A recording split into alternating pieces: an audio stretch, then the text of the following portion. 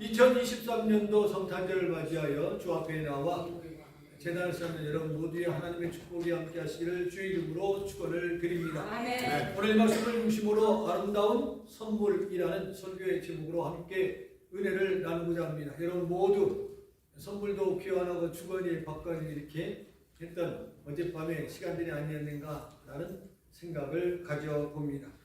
성탄절을 맞는 참 모습은 과연 무엇일까? 한 번쯤 여러분 생각을 해보신 적이 있습니까? 천사는 지극히 높은 곳에서는 하나님께 영광이요 땅에서는 하나님이 기뻐하시는 사람들 중에 평화로다라는 메시지를 전했습니다. 성탄절은 온 인류에게 큰 기쁨의 소식을 주었습니다. 모든 사람에게 기쁨이 되는 성탄절은 사실 가슴 아픈 이야기가 담겨져 있습니다. 아들을 잃어버리는 아버지의 눈물과 그 아들의 희생 때문에 살아가고는 있지만 그 사랑을 모른 채 살아가는 사람들이 있다는 것입니다. 이 기쁜 성탄절에 우리는 모든 사람의 기쁨을 위해서 아들을 이 세상에 보내주신 아버지의 마음을 엿볼 수가 있습니다. 성숙한 사람은 즐거움 속에서도 그 의미를 잊어버리지 않고 늘 마음으로 간직하며 사는 사람이라고 합니다. 잔치집에 찾아가는 사람에게 불쾌하게를 만드는 사람은 잔치의 의미와 목적을 잃은 채 눈앞에 보이는 음식만 탐하는 사람은 정말 잔치집의 사람을 섭섭하게, 현재 말로 표현하면 섭하게 만드는 사람이다 라는 것입니다. 모든 사람에게 미칠 큰 기쁨의 소식인 예수님의 오심을 바라보고 그 의미를 깨달았던 사람들의 이야기는 오늘 우리들에게 주님을 어떻게 맞이해야 하는지에 대한 중요한 가르침을 주고 있는 말씀이 오늘 본문의 말씀입니다. 하나님의 사랑에 응답하는 삶은 어떤 삶인지 동방박사들을 통해서 잠시 생각해 보려고 합니다. 첫째로 동방박사들은 별이 주는 메시지를 이해할 수가 있었습니다. 본문 1, 2절을 보면은 헤로드 왕 때에 예수께서 유대 베들레헴에서 나심에 동방으로부터 박사들이 예루살렘에 이르러 말하되 유대인의 왕으로 나신 이가 어디 계시냐? 우리가 동방에서 그의 별을 보고 그에게 경배하러 왔노라 했습니다. 별은 메시아의 탄생을 알리는 하나님의 메시지였습니다. 그 밤에 이 별을 본 사람은 수없이 많습니다. 그러나 동방 박사들만이 별의 의미를 알았다라는 것입니다. 똑같은 환경과 여건 속에서 살아가고 있지만은 믿음의 사람은 영안이 열려있는 사람은 남들이 보지 못하는 것들을 보는 눈이 있는 줄로 믿습니다. 본문 2절을 보니 유대인의 왕으로 나신 이가 어디 계시냐? 우리가 동방에서 그의 별을 보고 그에게 경배하러 왔노라 하십니다. 인간의 비극은 어디에 있습니까? 어떤 상징을 보면서도 그 의미와 실체를 깨닫지 못하는 것이 참 마음 아픈 일인 것입니다. 십자가를 바라보고 십자가를 목에 걸고 다니면서도 십자가의 참뜻과 의미를 이해하지 못한다면 이거는 뭐라고 표현해요? 비극이다라는 것입니다. 세례를 받으면서도 그 의미를 모르고 단순한 행사로 여긴다면 삶의 어떤 변화를 기대할 수가 없는 것입니다. 성탄절은 하나님께서 우리를 사랑하셔서 우리와 같이 낮아지시고 그 사건을 우리가 기념하기 위해서 예수님의 성탄을 축하하기 위해서 기쁨으로 맞이하기 위해서 만민에게 알리는 날이 구원의 날이 바로 성탄절인 것입니다.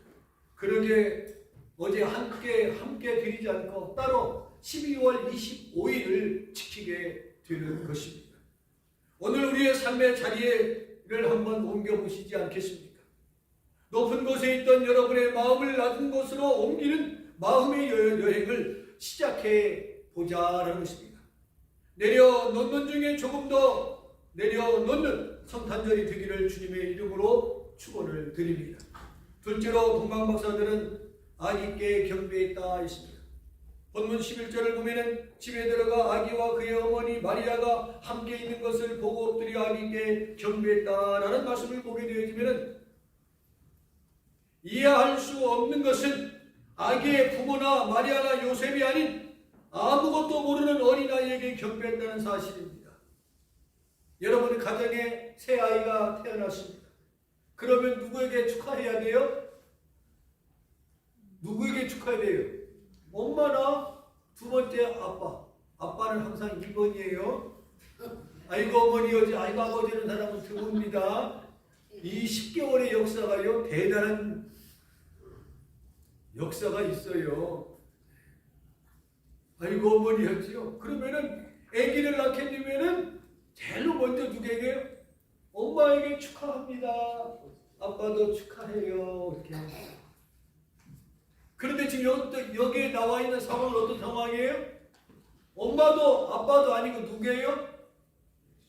아무것도 모르는 어린아이에게 기쁨을, 경배를 했다는 말입니다. 우리가 일반 상식으로는 도저히 납득이 안 가는 오늘 본문의 말씀입니다. 아기 예수에게 이것은 경배할 자를 알았기 때문에 가능한 행동이었던 것입니다. 사탄이 세상의 권세와 영광을 주겠다고 제안하며 예수님을 시험했을 때 예수님께서는 뭐라고 하셨습니까? 주 너희 하나님께 경배하고 다만 그를 섬기라고 말씀하여 주신 것을 봅니다. 2023년 성탄절을 맞이하여 정말 예수님께 경배하고 있는가? 아니면 나 자신이나 세상의 물질 혹은 명예나 권세를 경배하고 있고 있지는 않는가? 한 번쯤 살펴보며 이 성탄절을 맞이해야 할 줄로 믿습니다. 성탄절을 맞는 우리는 가져야 할 바른 자세가 아닌가 생각해 봅니다. 경배할 대상을 잘못 정하고 있다면 돌이켜야 하고 바로 잡아야 합니다. 우리의 삶에 우상이 분별하여 우리 앞에 주님보다 더 사랑하는 대상을 제거해 나가는 귀한 성탄절이 되기를 주의 이름으로 축복합니다. 아멘. 마지막으로 세 번째는 동방박사들은 아기 예수께 예물을 드렸다 했습니다. 본문 11절을 보면 집에 들어가 아기와 그의 어머니 마리아가 함께 있는 것을 보고 엎드려 누구에게? 아기께 경배하고 보비함을 열어 황금과 유향과 몰약을 예물로 드리니라 했습니다.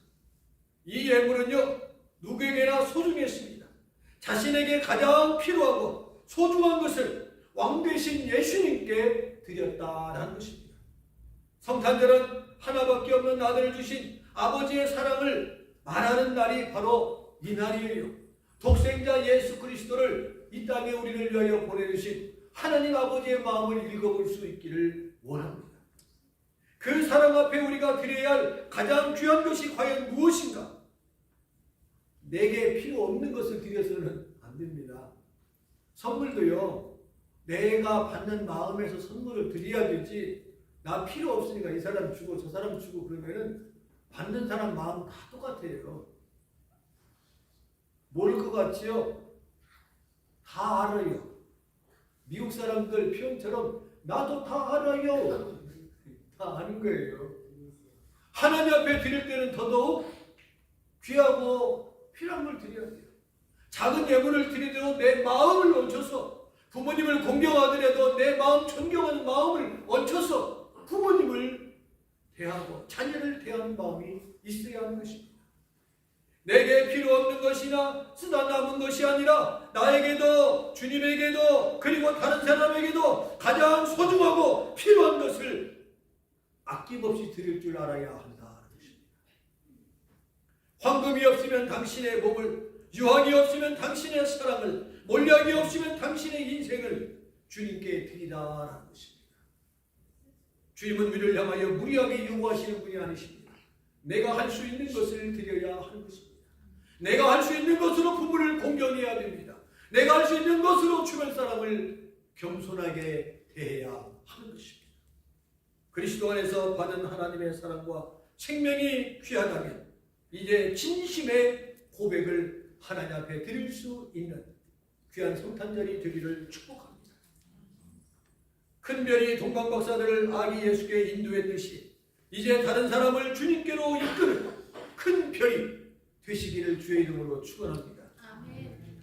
별들이 되기를 축원합니다. 아멘. 스타가 되기를 축원합니다. 아멘. 전도왕이 되기를 축복합니다. 아멘. 성탄의 의미를 아는 사람은 예수님이 왕으로 오신 것을 아는 사람입니다.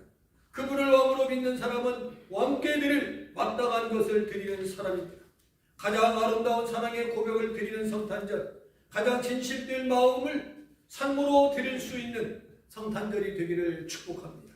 2023년 성탄절을 맞이하여 세상의 어두운 면을 보며 절망하지 말고 하나님의 약속을 붙들고 기도하는 성도 여러분들이 되시기를 주님의 이름으로 축원을 드립니다.